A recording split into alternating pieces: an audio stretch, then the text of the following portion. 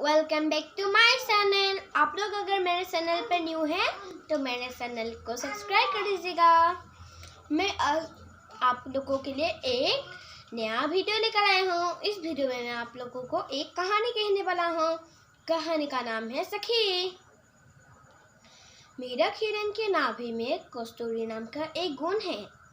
मीरा हिरन उसी गुण को ढूंढते ढूंढते पूरे जंगलों में घूमते रहते हैं, पर उन्हें नहीं पता कि वो गुण उनके नाभि में ही मौजूद होते हैं।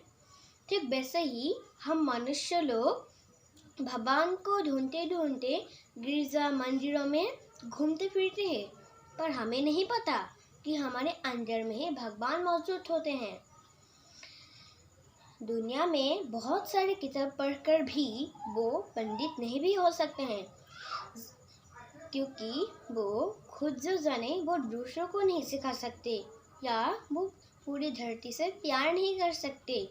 दुनिया में थोड़े से ही किताब पढ़कर खुद जो जाने वो दूसरों को सिखा सकते हैं या पूरी धरती से प्यार कर सकते हैं, वही असली पंडित हैं।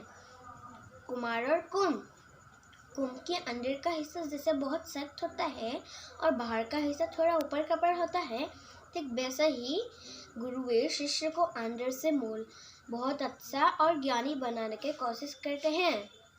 हमें अपने मन के शांति के लिए रुद्राक्ष की माला धारण नहीं भी कर सकते हैं अगर हमारा मन पवित्र हो। तो अगर हमें कोई साधु मिले तो हमें इनसे ये नहीं पूछना चाहिए कि आप कहाँ से हो, हमें पूछना चाहिए सिर्फ ज्ञान की बातें।